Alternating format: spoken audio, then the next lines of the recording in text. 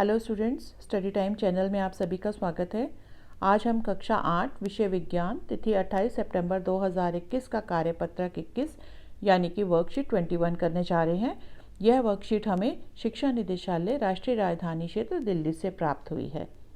बेटा, ये वर्कशीट आपके चैप्टर धातु और अधातु पर आधारित है, जिसमें आज हम विस्थापन अभिक्रिया के बारे में अध्ययन करेंगे। तो आइए बेटा, ये स्टार्ट करते हैं हम वर्कशीट। अब एक बार फिर हमें विस्थापन अभिक्रिया को समझते हैं।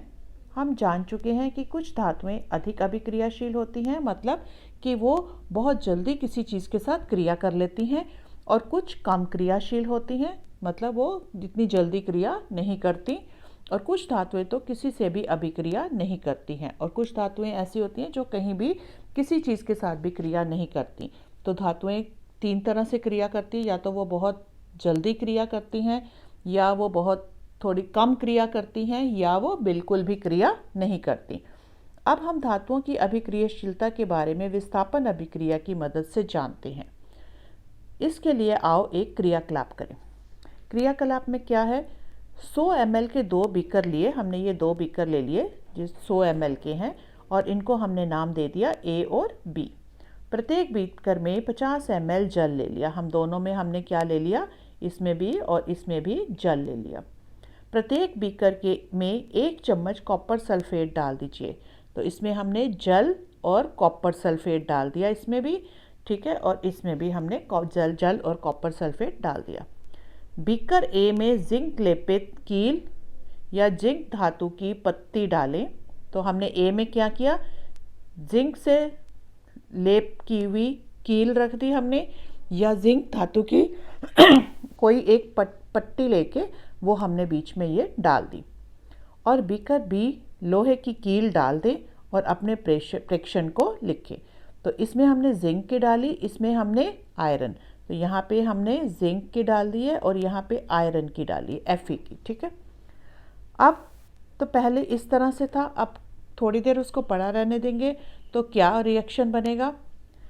ये तो इसका जो पानी है इसका रंग बदल गया है, ठीक है। और इसमें भी ये देखिए, यहाँ पे ये बी में, तो इन दोनों का अब हम आगे अध्ययन करेंगे। प्रेक्षण बीकर ए में, पहले हम बीकर ए को देखेंगे। जिंक कॉपर सल्फेट के विलयन में से कॉपर को विस्थापित कर देता है। अब यहाँ पे देखो, कॉपर सल्फेट का विलयन था ना, यहाँ पे CuSO4 कॉपर सल्फेट का विलयन होता है। तो जिंक ने क्या किया, कॉपर सल्फेट में क्या कर दिया, कॉपर को विस्थापित कर दिया। जिंक ने क्या किया, यहाँ पे आया, इसने क्या किया, यहाँ पे कॉपर को यहाँ से हटा दिया और खुद जो है उसकी जगह आके बैठ गया। तो क्या बन गया, ZnSO4, ठीक है। फिर देख लीजिए, जिंक ने क्या किया, जिंक कॉपर को उसने विस्थापित कर दिया, यहाँ से कॉपर को हटा दिया और खुद जो आके यहाँ पे बैठ गया। तो ये क्या बन गया, जिंक ZnSO4, जिंक सल्फेट, जिसकी वजह से कॉपर सल्फेट का नीला रंग अदृश्य हो गया।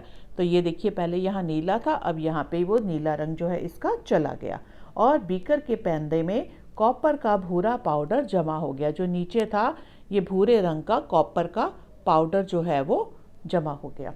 तो अगर हम इसको रिएक्शन देखें तो कैसे, जैसे मैंने आपको बताया था कि ये CuSO4 प्लस ये वाला जिंक था, जिंक आ गया, तो क्या बन गया, ZnSO4, और कॉपर जो है वो यहाँ से अलग हो गया। तो अब यहाँ पे इक्वेशन में भी मैं आपको समझाती हूँ। जैसे ये देखो, CuSO4 है और जिंक है। जिंक जो है वो CuSO कॉपर से जो है वो ज़्यादा अभिक्रियाशील है।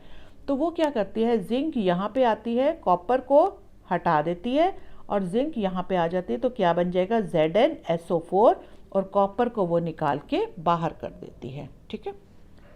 बीकर बी में लोहे, या जिसको हम आयरन बोलते हैं, ने कॉपर सल्फेट के विलयन में से कॉपर को विस्थापित कर दिया। तो बी में भी क्या हुआ, आयरन के जो है उसने क्या किया, कॉपर को विस्थापित कर दिया। तो यहाँ पे हम इक्वेशन देखते हैं।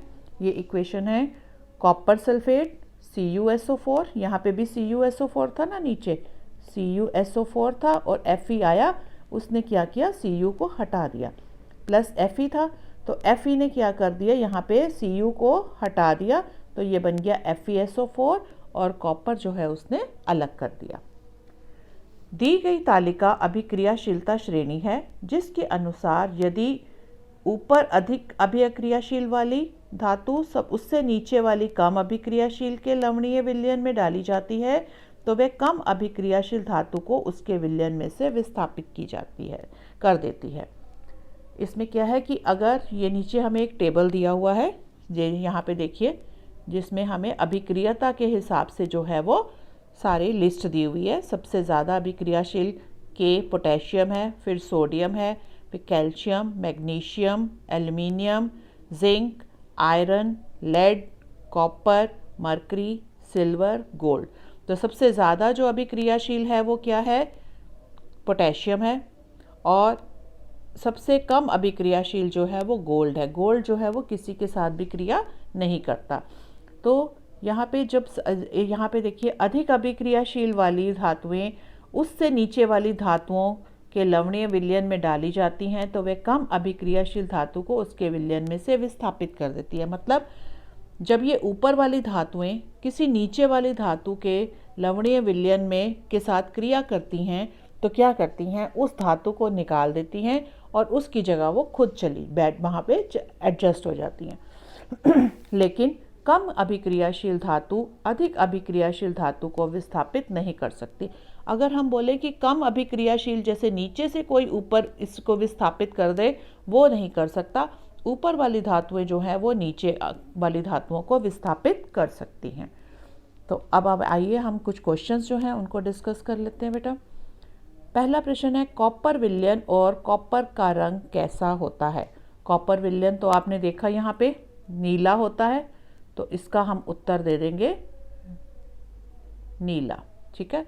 और कॉपर का रंग कैसा होता है, भूरा। ऊपर यहाँ बोला था ना, भूरा विलयन, भूरा पाउडर जो है वो नीचे बैठ जाता है। क्वेश्चन नंबर 2 देखिए, कॉपर जिंक के विलयन में से जिंक को विस्थापित क्यों नहीं कर पाता। यहाँ पे देखिए, कॉपर जिंक के विलयन में से जिंक को विस्थापित क्यों नहीं कर पाता। क्यों? क्योंकि कॉपर देखो यहाँ पे सबसे नीचे है, यहाँ पे जिंक ऊपर है, तो नीचे वाला ऊपर को विस्थापित नहीं कर पाता, ये वाला इसको विस्थापित नहीं कर पाएगा। ऊपर वाला जो है नीचे वाले को विस्थापित करता है।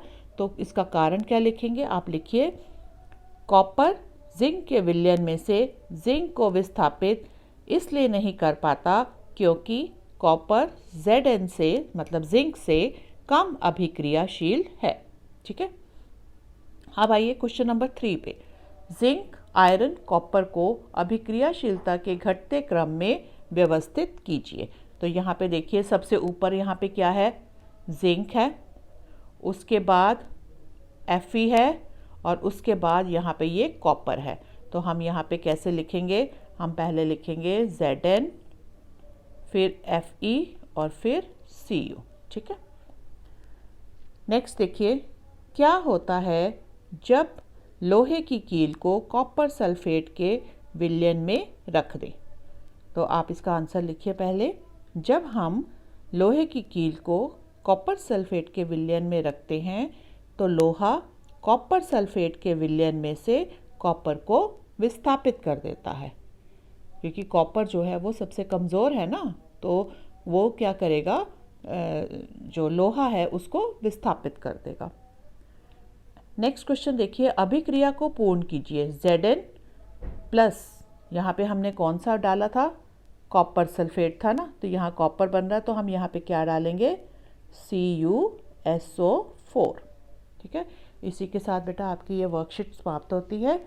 अगर आपको ये वर्कशीट अच्छी लगी है और आने वाली वर्कशीट्स की आप नोटिफिकेशन चाहते हैं, तो मेरा चैनल सब्सक्राइब कीजिए और बेल आइकन को प्रेस कर दीजिए, ताकि जो भी नई वीडियो आएगी उसकी सबसे पहले आपको नोटिफिकेशन आपके मोबाइल पे मिल जाएगी।